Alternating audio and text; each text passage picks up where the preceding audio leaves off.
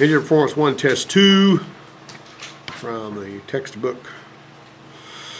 Chapters 3 and 4. Which the diameter of a cylinder is called what? The bore. This is the cylinder where the piston runs, right? Which of the following is the most correct statement about the direction of engine rotation? Ooh, most engines rotate counterclockwise as viewed from the front of the engine. Is that true or false? Huh? Wait a minute now. Looking at the front of the engine, which way does it turn? Yeah, it's going to be clockwise. And most engines rotate counterclockwise as viewed from the non-principal end of the engine. What about most engines rotate clockwise as viewed from the principal end of the engine? Most engines rotate clockwise as viewed from the front of the engine. Now that's true, but there's a caveat here. If it's a Honda or a Mitsubishi front-wheel drive, that the engine is in there backwards, with the timing belt pointing toward the driver's side instead of the passenger side, it's going to turn the other way. It always is going to turn the same way the car goes. If it's in there sideways, it's always going to turn so that it's, it would be driving the wheels in the forward direction. So I had never seen anybody address that in one of these tests. The following statements are all correct except what? A, torque's the measurement of rotational force. B, torque's often expressed in pound-feet. Torque always results in movement. And D, all of the above answers are correct. That's actually C. Torque does not always result in movement. You can twist a bolt, but if you don't turn it, see what I'm saying? You put torque on a bolt without turning it. Because it's except. It's except. Technician A says, changing connecting rod length changes engine stroke. Is that true or is that false? False. Okay. Technician B says, changing connecting rod length changes the position of the piston in the cylinder. He's the one that's right about that. The stroke, what is it that determines what your stroke is in the engine? The amount of the crankshaft. Yeah. Think about it. Got it? Yeah. All right, let's see. All of these are correct, except, this is another except question. Engines produce higher horsepower at higher altitude. That's false. All right, that is false. Forced induction reduces the effective altitude on engine power, which, it does. Engines produce lower horsepower at higher altitude, and air is less dense and contains less oxygen at higher altitude. Okay. Okay, so number 5 is going to be A. 6. The blank converts linear motion of the pistons into rotary motion. Come on, guys. The crankshaft. That's all it can be. Who said crankshaft? Me. Give yourself a gold star. Okay, how many degrees of crankshaft rotation are needed to complete the 4-stroke combustion cycle? 720. How many degrees of crankshaft rotation are required for a piston to travel from top dead center to bottom dead center and return to top dead center? 360. 360. It's a full round. An 8-cylinder engine with a bore of 4 inches and a stroke of 3 inches has a displacement of what?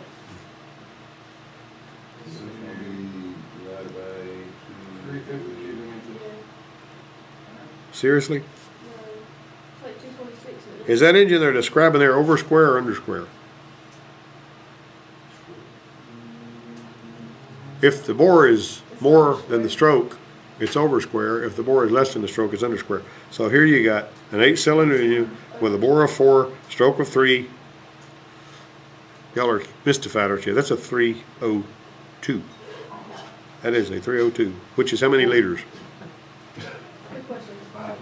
5.0, man. Hey, listen to that Mustang driver. He knows what's going on. All right. Did you know that I heard on that the Mustang is the most recognizable car on the planet? It is. Anywhere in the world, if you got a Mustang, they know what it is. Volkswagen, yeah. Yeah. And a lot of people don't forgot what a Volkswagen looks like. Maybe they don't think them the same. They don't think them the same. Yeah. All right. They're gonna forget what it looks like. It don't matter. Yeah. An engine with a displacement of 302 converts to how many liters? It'd be D 4.9. Round it off, 4.9. Now, what is that? You remember the old 306 is a 4.9? Is what they're talking about. Okay, now then, the ratio of the volume of a cylinder with the piston at BDC to the volume of the cylinder with a piston at TDC is known as what? The ratio of the volume of a cylinder with a piston at bottom dead center to the volume of the cylinder with a piston at top dead center is known as what? Yeah, see. That's compression ratio. How much air is in there when it's at bottom dead center? How much is it able to squeeze it, right? Compression ratio. Like for instance, a diesel engine has got like 18 to 1, and a lot of, gas engines will have, like from 9 to 12 to 1, depending on what they are, but usually about 10 to 1 roughly. A 5.7 liter engine is about what size in cubic inches? 350. Hey, listen to that guy.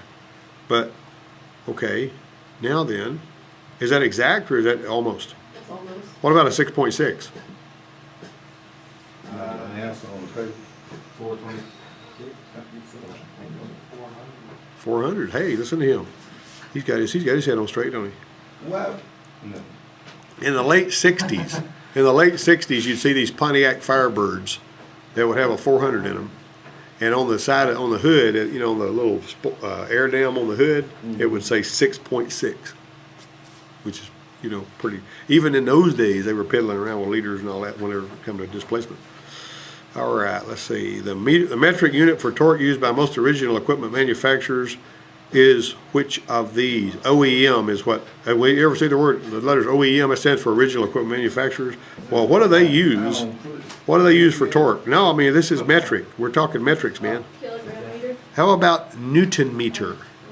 A Newton meter. And the meter part, right? Yeah, you got the meter part right, didn't you? You were shooting in the dark. Almost. The chemical energy in fuel is converted to heat by the burning of the fuel at a controlled rate. This process is called what? Combustion. That's Charlie, right?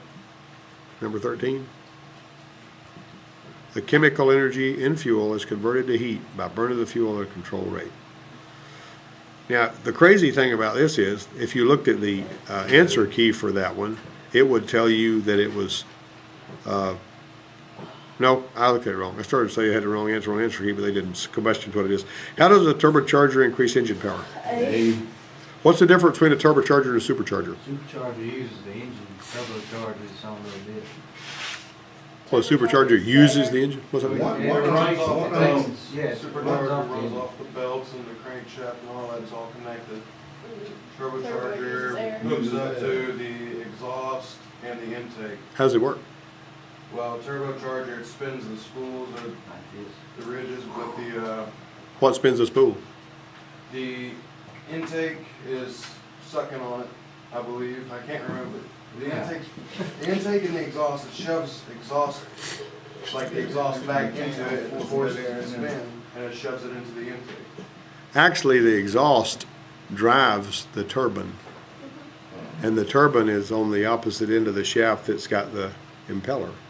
Okay, so if the exhaust is driving the turbine and the impeller is forcing the air, it feeds itself. Think about it. You know what I mean? It's like the more, it really works pretty well. So that turbocharger spins like 100,000 RPM. I mean, boy, does it ever whirl. That's why you can hear turbos in cars whenever they kick in. Like that, so, but, anyway, now, like your EcoBoost, and some of your Fords and all, some of the diesel, like, they got, one feeding another one. They got two of them, twins. Okay, let me see, which one's that? You're on Let's 15. see, which part of the four-stroke cycle is illustrated in the drawing? Intake. And you know this how? Because it's down, assuming it's down. Wait a minute, let's look at it again, look at it really close. Now, what are you telling Oh, me? that's the exhaust. Now, how do you know it's exhaust? Because the exhaust port is open. Well, your valve's open, exhaust valve's open, exactly.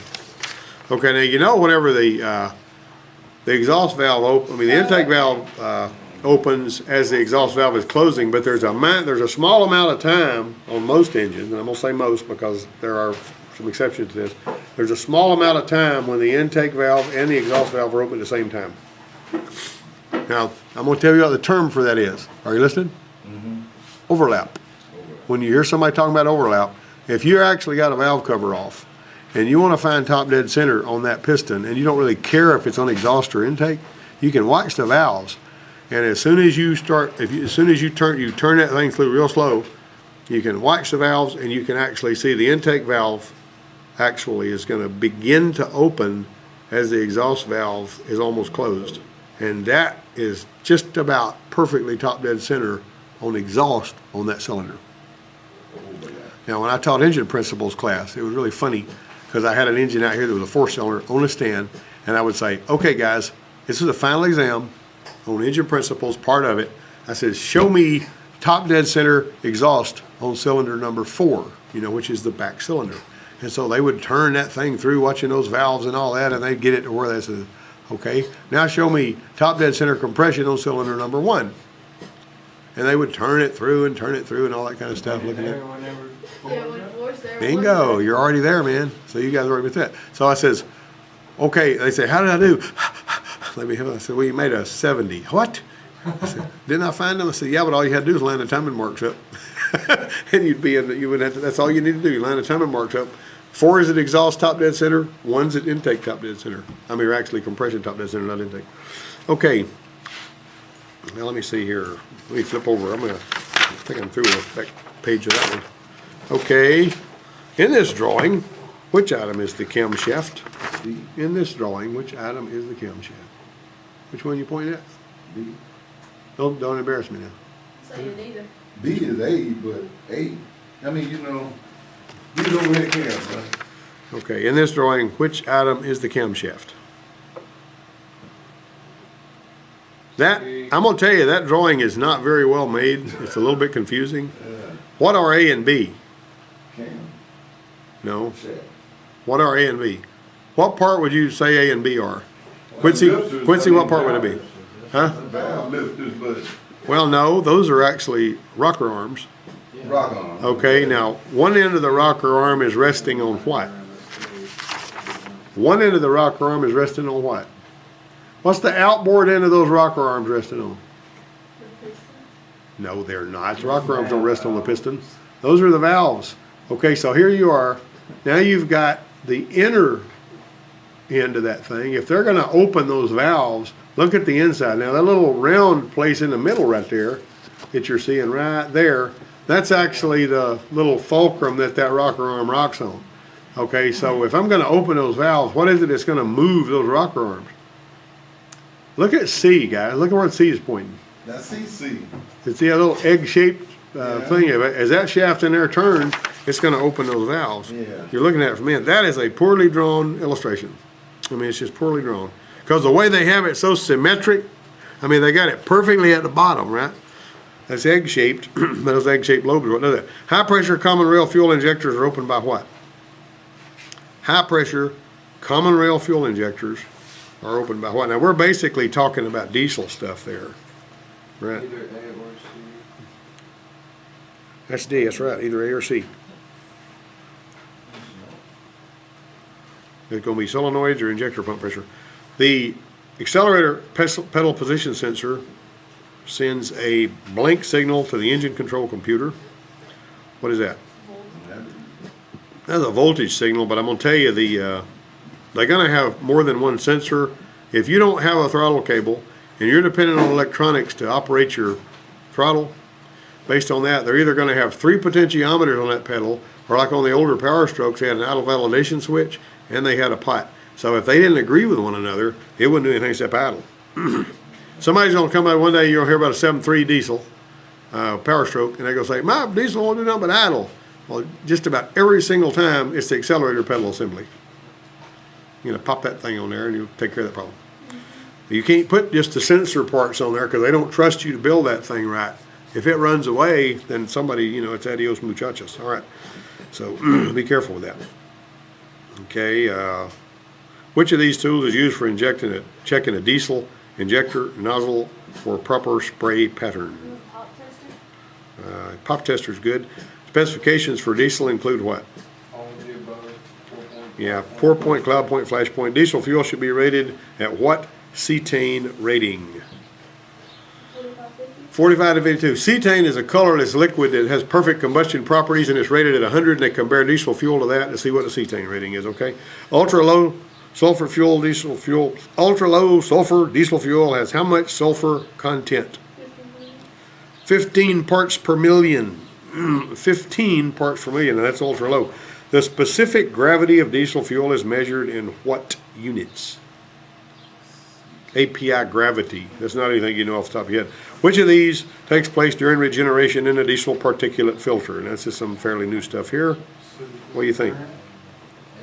Soot is being burned. How many of you have ever had a self-cleaning oven? What does it do to clean the oven? Burns. It gets it blistering really like 550 degrees or something, doesn't it? And if you put paper in there, it'll burst into flame. All right, so diesel exhaust fluid is injected where? Justify the mufflers. After the oxidation catalyst. Selective catalytic reduction uses urea injection to reduce what kind of emissions? NOx, N-O-X, NOx emissions. Hey, we got more pictures. Technician A says diesel engines can be tested using a scan tool to determine sensor values. Technician B says glow plugs can be used to locate a weak cylinder. Let's see. This diesel engine is the what type? What type diesel engine is illustrated here? Direct, That direct, Is it? Intake. It's not going around. Where's that injector squirting, Joe? Is it squirting right into the cylinder? no, it's- Well, then where are you coming up with the direct injection? What's up with that? Look at the glow plug, and if you want to check the thing, look where it's going. That's what you're supposed to be paying attention to. All right, so that one there is going to be number B. That's an indirect injected. And finally, this diesel engine is the what type? That's direct injection. Notice the combustion chamber is kind of in the top of the piston, but that other part of that piston comes to usually within, within the 40 thousandths of an inch of the head. And boy, is it ever moving fast. That's pretty scary, isn't it?